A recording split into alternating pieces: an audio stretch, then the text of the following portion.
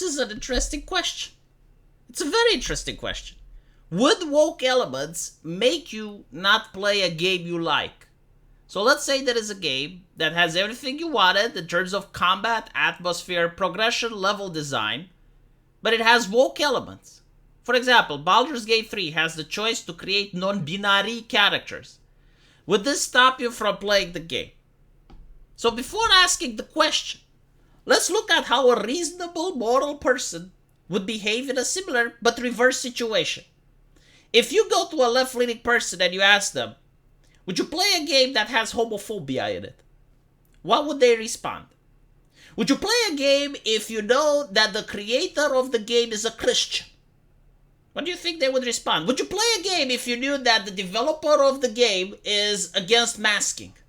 Would you play a game knowing that the developers of the game are on your side, they're very inclusive, they even put a trans character in, the world is amazing, the combat is great, however, the IP belongs to J.K. Rowling? Dun dun dun. Would you allow others to play that game? Okay, so we see where this is going. So on one hand, you have left-leaning people that are going out of their way in order to boycott or harass everyone buying something that they even remotely deem as problematic.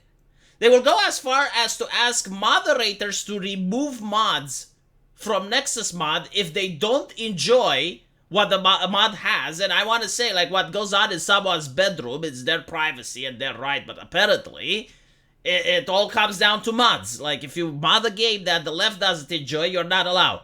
They go, nee, like that horse high on ivermectin that I keep mentioning. So on one hand, right, you have these ridiculous people that go out of their way to use their consumer power, their influence, every single aspect they have in order to shape culture in what they like. But at the same time, I should feel like it's unacceptable if I choose not to buy a game because it doesn't serve my politics. Now, I will tell you what I think. I personally do believe like there is like a woke scale. Like there are certain things that if you keep adding in a game and you keep adding, the game becomes so woke that I just can't enjoy it. It would work the same with any other ideology. Like, it doesn't have anything to do with, woke ideology. Like, if you put a lot of Christian stuff in a game, right? Like if it's really over the top and it breaks immersion and it doesn't make sense, then at one point I would just, like, I can't play this because I don't get my immersion. The thing with woke ideology, and as we can see, is that it's a signifier that there is a bigger problem. You see, woke individuals can't be moderates. By definition, I do not think that there is a woke moderate out there. All woke people have to be radicals, in the sense that they cannot associate themselves with anything that doesn't believe exactly what they do 100% of the time with 100% accuracy. So because of that, if you have a single woke person at a company, they will definitely try to get that company to hire more woke people and fire everyone else, regardless of talent. But unfortunately, as we saw, most talented people don't happen to be woke. This is because, like, if you're talented, you don't need wokeness. In fact, you'd probably have a different ideology. You'd probably have, like, libertarianism or something. You want to be left the fuck alone because you have talent. You don't need the strength of many, right? So because of that, people who aren't woke are talented. And what the woke do is, the first thing they do is they fire the people that are talented. And we have seen corporations do this for years now. Oh, this person was suddenly accused of a sexual harassment. Oh, there's no evidence for it. Oh, he's not going to go to court, but the company is going to fire him nevertheless. And look, they just promoted a blue-haired feminist in his exchange, right? So they do this constantly with artists. Oh, this artist said something problematic on Twitter. He said a joke that we didn't like. So instead, we're going to promote this other guy, which is going to tell our customers to fuck off on a daily basis. But that's fine because it's not problematic. And you have, like, this constant thing that's going on for years where talented people are being replaced by other people based on ideology and nepotism. So when I see that a game is so woke, it usually ends up being either like Forspoken or Saints Row. Because I already know that there is no quality to be had there. It's just a symptom. It's kind of like when you have cancer, one of the first symptoms that you may get is having either a hoarse voice, is what it's called, or you're coughing blood.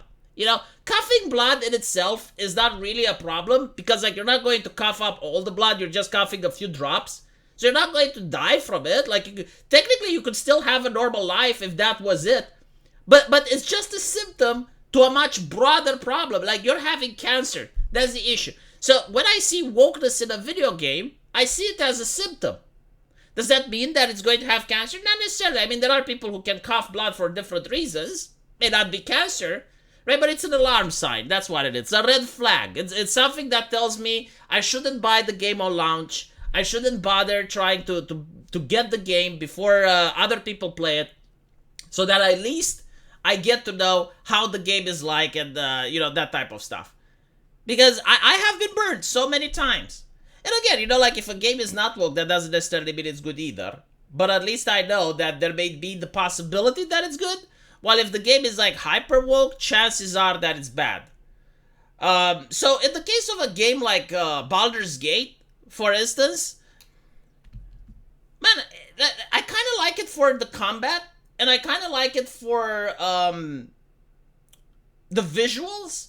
But when it comes to, like, the story or the characters, except, like, on a few places where you can tell, because, like, when the game was initially launched, like, when they initially announced it, it wasn't woke, because I played it in the early stages, and they didn't have, like, most of the wokeness came after, so I'll have to see how the last acts are before I can pass judgment. I know, like, the first acts were done when the team wasn't set out to do wokeness, so, like, the first acts are kind of interesting. The characters are really boring. You don't even get romance in it. Woke people don't do romance, they just do hookups. And this is pretty much what you're going to get in the game. I have gone and argued with some people that I don't appreciate that the characters are sexually harassing me. Like, you have this lady that comes to me and it's like, I want to taste your flesh. And there's people saying, oh no, V, you don't understand. Like, she's an oppressed person from a warrior race and she's serving a lich queen. And I'm thinking, like, okay, that's fine. That's all nice and fine. However, there have been other cases where, like, you had characters that were supposed to be evil, but they still had interesting romances. A perfect example of this would be Viconia the Vir from Baldur's Gate 2. Like, she was part of a dark elf race. Women would despise the men. They would be very brutal, very cruel. And yet, you have a very interesting romance with her. Like, you can write good plot without having her go like, I want to taste your flesh. Okay, like, taste my flesh, but, like, why are you adding this type? And, it would be fine if she would be the only character. But then you go to the other one, and the other one also has a problem. She's got, like, instead of a heart, she's got, like, this engine in her, and she's like, fuck this, fuck that, fuck. And I'm like, okay, I don't like this in a lady. And then the only person that you get is the elf, which is mid. Meanwhile, with the male characters, you don't get that. Like, you get normality, right? Like, you have Gale, which has a very interesting story arc. You have the Blade of the Frontier, which also has a very interesting and compelling story arc. And you have the Vampire, which is a little bit cringe, but he has an interesting and compelling story arc. So, like, the game is basically saying, if you have some romance, become a homosexual. Like, there is no other way that you can interpret this, because all the female characters are made as a joke. I'm sorry, this is bad. If you think this is good writing, go play Neverwinter Nights. What can I tell you? Go play Baldur's Gate, go play Dragon Age, go play some other games, and then come back to me when you have something to compare it with. Let me know what you guys think, and as usual, I will see you in the comment section. Take care.